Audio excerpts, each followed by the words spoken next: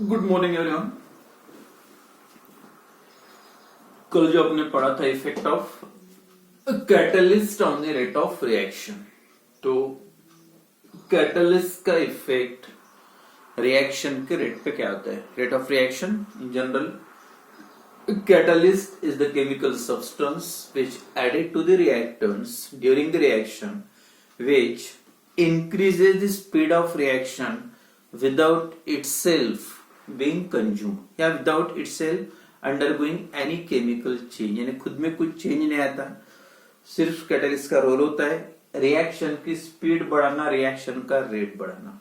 And how it increases the rate of reaction, तो उसका answer है by decreasing the energy of activation, मतलब catalyst provide a alternative pathway where the energy of activation is low, यानी एक दूसरी path provide करते catalyst जहां पे जिस पाथ पे जो एक्टिवेशन एनर्जी कम हो जाती है, मतलब पोटेंशियल एनर्जी बैरियर की जो, अगर ये अनकैटालाइज्ड रिएक्शन की बैरियर है, मतलब जो भी रिएक्टेंट्स को प्रोडक्ट साइड में जाना है तो ये बैरियर को क्रॉस करके जाना पड़ेगा, या हाइट मतलब इतना चढ़ के जाना पड़ेगा, तो ये जो डिफरेंस होता है उसको बोलते हैं energy of activation. Same reaction that takes place in the presence of catalyst, अगर वही रिएक्शन कैटालिस्ट के प्रेजेंस होता है तो ऐसे हो जाएगा उसका बैरियर, मतलब इतनी जो हाइट है ये कम हो गई। हाइट का मतलब यहाँ ये height reacted molecule easily cross करके आके जा सकते, मतलब ये एनर्जी बैरियर थी, वो एनर्जी बैरियर कम हो गई, मतलब एक्टिवेशन एनर्जी पहले ज्यादा थी, अब एक्टिवेशन एनर्जी कम हो गई, मतलब catalyst decrease the energy of activation and therefore increases the rate of reaction. तो जो एक दूसरा एक एग्जांपल लिया था कल, decomposition of hydrogen peroxide, hydrogen peroxide का decomposition into water and O2 gas, तो वो रिएक्शन में अगर कैटालिस्ट के प्रेजेंस में रिएक्शन होता है, in the presence of iodine as a catalyst, तो 76 kilojoule per mole, that is energy of activation. When same reaction takes place in the presence of catalyst, अगर वही रिएक्शन कैटालिस्ट के presence में होता है तो एक्टिवेशन एनर्जी कितनी होगी? 57, मतलब इतना डिफरेंस है। Due to the addition of catalyst the energy of activation decreases and therefore rate of reaction increases. तो एक लास्ट टॉपिक बचा था इसी का, जो ग्राफिकल रिप्रेजेंटेशन है। When graph is plotted between fraction of molecule against the energy, या sufficient energy that molecule associated, तो fraction of molecules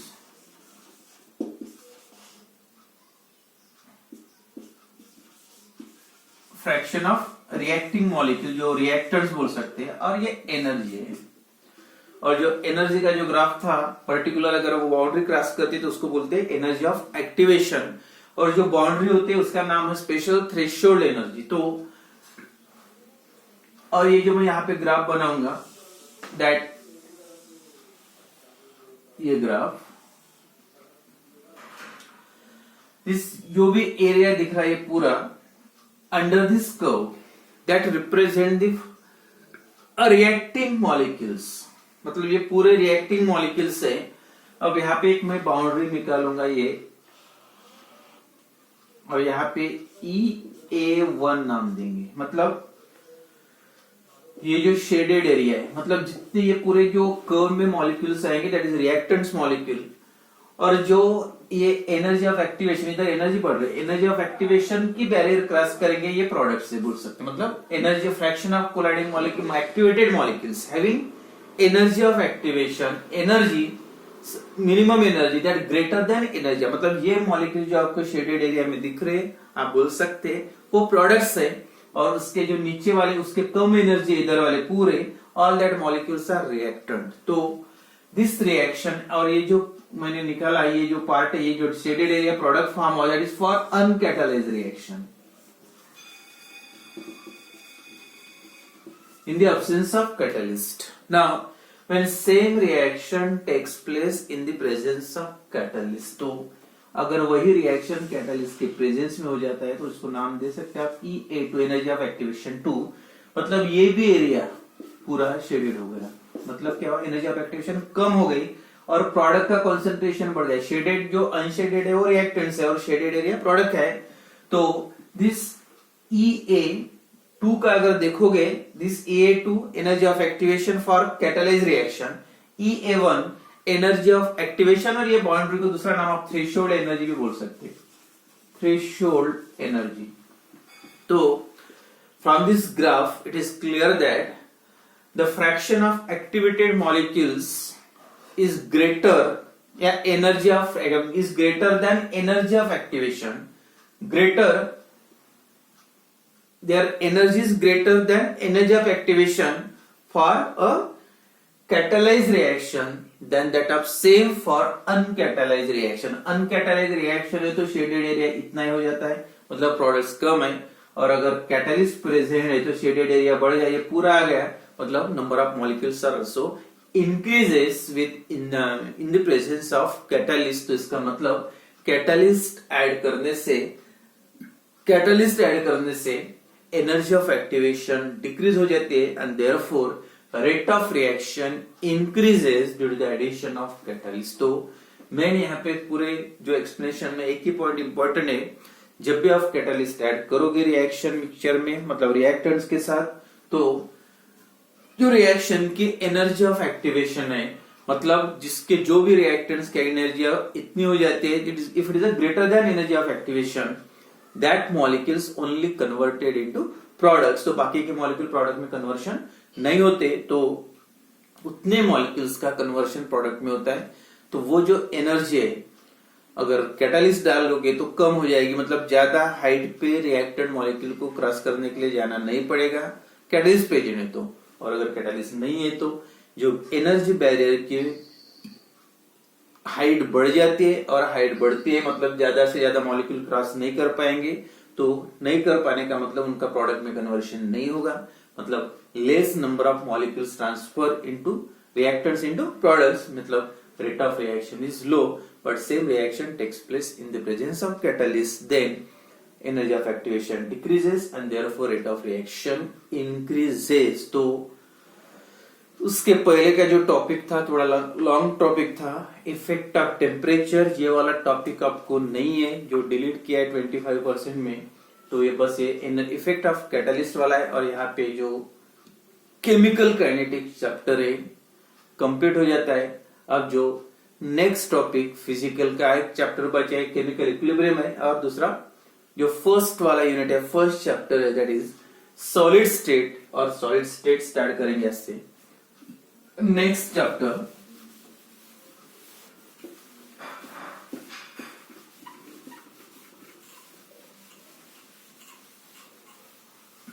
first chapter जो टेक्स्ट बुक का है,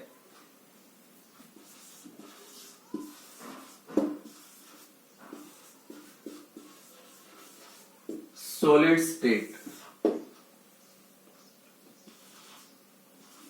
3 और 5, जो मास का डिस्ट्रीब्यूशन है विथ ऑप्शन 5 मार्क के क्वेश्चन रहेंगे, और उसमें से आपको 3 मार्क के क्वेश्चन अटेम्प्ट करना होता है। तो जो फर्स्ट चैप्टर है, फर्स्ट यूनिट है, दैट इज सॉलिड स्टेट, जो state of matter you already studied in standard 11। there are 3 state, solid state, liquid state, main 3 states, solid state, liquid state and gaseous state, and all these 3 state are interconvertible। और जो interconvertible का मतलब the changes one state into another state by change of, तो अगर कोई भी state को अगर चेंज करना है, solid to liquid, liquid to gas, तो by changing the condition of temperature and pressure. तो अगर स्टेट चेंज करना है, one state to another state, तो क्या चेंज करना पड़ेगा? Temperature and pressure. जैसे सॉलिड स्टेट को अगर हीट करोगे तो लिक्विड में जाएगा, लिक्विड को हीट करोगे तो गैस में, और कूल करते आओगे, हीटिंग और कूलिंग का मतलब माइनस, हीट कम करना। अगर गैस है टेम्परेचर कम करोगे तो लिक्विड बन जाएगा, लिक्विड का और टेम्परेचर कम करोगे, जो फ्रीजिंग बोलते, सॉलिड स्टेट में कन्वर्ट होगा। मतलब all these three state are interconvertible. They may changes from one state to another state by changing the condition of, पहले टेम्परेचर का बताया, सेम प्रेशर चेंज करने से भी स्टेट चेंज हो सकती। प्रेशर, जैसे प्रेशर बड़ा हो गए तो गैस का कन्वर्शन लिक्विड में होता है, मतलब जितना ज्यादा प्रेशर बढ़ा होगे उतना कन्वर्शन मॉलिक्यूल, जैसे गैसेस के मॉलिक्यूल से अगर दोनों को आप प्रेस करोगे, मतलब प्रेशर बढ़ाओगे तो मॉलिक्यूल पास में आएगा, therefore they exist in liquid state, या मतलब सॉलिड लिक्विड का कन्वर्शन सॉलिड में या गैस का कन्वर्शन लिक्विड में, और प्रेस करोगे तो सॉलिड आल्सो। तो इस टाइप से जो स्टेट चेंज करना है one state to another state, तो कंडीशन क्या है, एक तो टेम्परेचर एंड दूसरा प्रेशर। जैसे LPG gas, liquid petroleum gas, cooking gas, उसका हाई प्रेशर अप्लाई करके जो सिलेंडर में होता है, घर में आप जो यूज करते हैं, वो लिक्विड स्टेट में होता है। एक्चुअली उनका नॉर्मल टेम्परेचर, नॉर्मल कंडीशन पे स्टेट कौन सा है, गैसेस स्टेट, लेकिन हाई प्रेशर अप्लाई करके वो लिक्विड फॉर्म में कन्वर्ट होता है। और जैसे आप जो नॉब घुमाते हैं, प्रेशर डिक्रीजेस, प्रेशर कम होता है, और जैसे प्रेशर कम हो जाता है फिर से वो लिक्विड का कन्वर्शन किस में कन्वर्ट होता है, गैस स्टेट में। तो प्रेशर बढ़ाने से भी गैस का कन्वर्शन लिक्विड में हो सकता है। अगर स्टेट चेंज करना है one state to another state by changing the condition of temperature and pressure. दूसरा एक पॉइंट, पर्टिकुलर एक स्टेट में या अलग अलग स्टेट में मैटर क्यों होता है, and that is depends on the intermolecular forces of attraction. जो इंटरमॉलिक्यूलर फोर्सेस है, that is also called the inter particle forces. जो भी पार्टिकल से सॉलिड स्टेट या लिक्विड स्टेट बना होता है, तो वो मॉलिक्यूल का अट्रैक्शन क्या है, अट्रैक्शन ज्यादा है कम है। जैसे दो मॉलिक्यूल से अगर कोई भी सब्सटेंस बना है मैटर में, यह अट्रैक्शन अगर सबसे ज्यादा है, सबसे स्ट्रांग है, that is also called the intermolecular force. ये दो मॉलिक्यूल्स का attraction, intermolecular forces of attraction strong है, तो सबसे स्ट्रांग है, सबसे स्ट्रांग, तो आप बोल सकते हैं सॉलिड स्टेट। थोड़ा intermolecular force of attraction weak है, अगर अट्रैक्शन वीक रहा तो थोड़े मॉलिक्यूल दूर दूर रहेंगे, तो कौन सी स्टेट है, intermediate state, that is called the liquid state. और सबसे ज्यादा डिस्टेंस है मॉलिक्यूल का, मतलब अट्रैक्शन सबसे कम है, तो that is a gases state. तो अलग अलग स्टेट में होने के लिए मैटर कौन से फोर्सेस रिस्पॉन्सिबल है, इंटरमॉलिक्यूलर फोर्सेस ऑफ अट्रैक्शन। और अगर चेंज करना है तो टेम्परेचर एंड प्रेशर। तो ये तीन स्टेट है जो सॉलिड, लिक्विड एंड गैस। तो उसमें से solid, gas and liquid state जो है ऑलरेडी 11th में, और आपको यहाँ पे जो पढ़ना है सॉलिड स्टेट। तो मेनली जो सॉलिड स्टेट होते हैं, क्या क्या proper solid states are mainly characterised by, जो मेन कैरेक्टरिस्टिक होता है सॉलिड स्टेट का, क्या रहेगा मेन कैरेक्टरिस्टिक इज, जो अभी बताया मैंने, strong intermolecular forces of attraction. ये जो अट्रैक्शन होता है मॉलिक्यूल का सबसे strong, the solid state of matter is characterized by the strong intermolecular forces of attraction या interparticle forces। आप इसको पार्टिकल भी बोल सकते हैं मॉलिक्यूल, क्योंकि that particles, जो भी solid state के particles होते हैं, they may exist, मतलब पार्टिकल एटम्स भी हो सकते हैं जिसे सॉलिड बना है, मॉलिक्यूल्स भी हो सकते हैं, atoms molecules are also ions भी हो सकते हैं, जैसे साल्ट वगैरह, आयंस भी हो सकते हैं, एटम्स भी हो सकते हैं, मतलब constituent particles of solid state. Solid state जो बना होता है उसके कॉन्स्टिट्यूएंट पार्टिकल्स है, मतलब जिससे वो बना है, तो that may be atoms, molecules or ions. तो इनमें जो अट्रैक्शन होता है, इसलिए आप बोल सकते हैं इंटर, जिस सबको बोल सकते हैं कॉमन वर्ड पार्टिकल्स, मतलब attraction between that is called the inter particle forces of attraction. And another property of solid that is have a definite shape and volume। तो सॉलिड स्टेट का जो शेप एंड वॉल्यूम जो होता है definite होता है, but that may B change by changing the slide change. बहुत ज्यादा चेंज नहीं होता प्रेशर या टेम्परेचर चेंज करने से, slide change of that definite volume and definite shape and volume change हो सकता है बाय स्लाइटली, बहुत ही कम, by changing the temperature and pressure. And जो बताया constituent particles present in the solid state, it may be atoms, ions और molecules. तो इस टाइप से definite shape and volume, definite strong intermolecular forces of attraction, और जो other properties है solid state के, बाद में जो अलग अलग टाइप्स के सॉलिड स्टेट है, that is there are two types of solids mainly. जैसे एग्जांपल क्लासिफिकेशन ऑफ सॉलिड, उसमें जो एमॉर्फस और क्रिस्टलाइन सॉलिड्स होते हैं, there are two types of solid, amorphous solid and crystalline solid. ये जो टॉपिक है इसमें डिलीट किया है. एमॉर्फस एंड क्रिस्टलाइन सॉलिड्स में जो 1.2, 1.2.1 और 1.2.2 ये जो टॉपिक है इसमें नहीं है, लेकिन शॉर्ट में बता देता. Type of solid there are two, तो डायरेक्ट एग्जांपल पहले, जैसे NaCl साल्ट, और दूसरा एग्जांपल जो है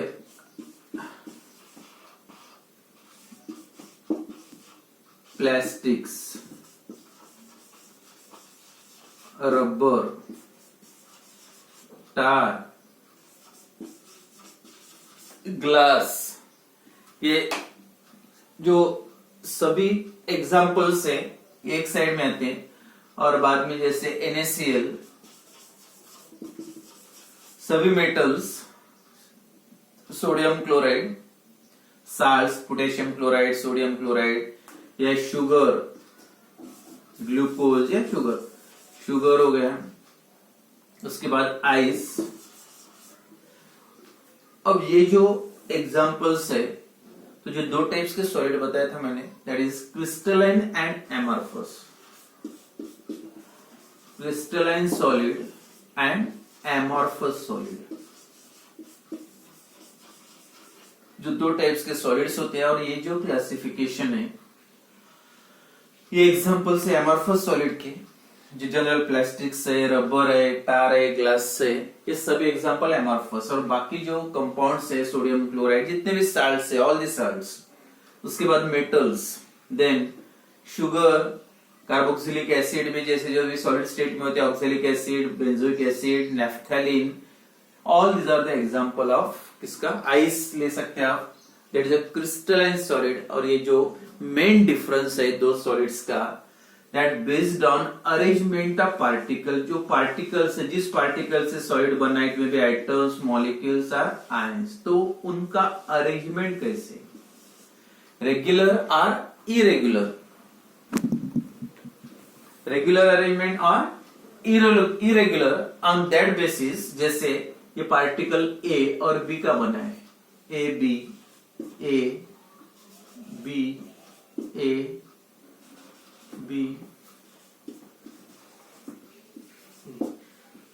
जैसे ये अरेंजमेंट देखो, each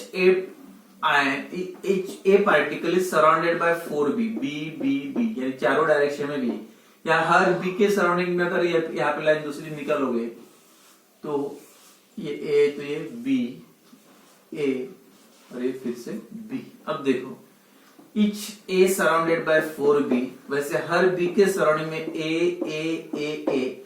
तो इस टाइप से अगर डेफिनेट रेगुलर अरेंजमेंट रहा पार्टिकल्स का, then this type of solids, when the constituent particles are arranged in a definite repeating regular pattern, is called as crystalline solid. और अरेंजमेंट ऐसा फिक्स नहीं है, कैसे भी अरेंज है, कभी A है, कभी B. जैसे ये अरेंजमेंट, ये A है, इसके बाद फिर से A दिख रहा, B, A, B.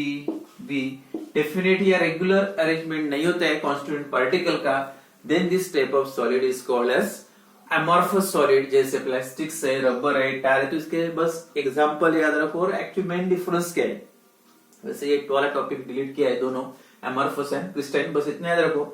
The homogeneous solid मतलब uniform homogeneous solid in which the particles are arranged in a definite repeating pattern is called as a crystalline solid, and the solid in which the constituent particles are not arranged in a definite repeating regular pattern या no orderly arrangement, मतलब orderly जो arrangement होता है वो definite नहीं है, then this type of solid is called as a amorphous solid. अगर regular arrangement है तो क्रिस्टलाइन सॉलिड, अगर रेगुलर अरेंजमेंट नहीं है, पीरियोडिसिटी नहीं है, रेगुलरिटी नहीं है, then it is called as the crystalline solid. और इसके जो एग्जांपल्स है इंपॉर्टेंट है, एमसीक्यू वगैरह आते हैं, which of the following is crystalline solid, which of the following is amorphous solid. तो एमॉर्फस के ये एग्जांपल याद रखो, बाकी जो आएगी वो आप भूल सकते, क्रिस्टलिन है, प्लास्टिक कॉमन है, plastic, rubber, tar and glass. तो ये सभी जो एग्जांपल्स है किसके, अमॉर्फस सॉलिड के।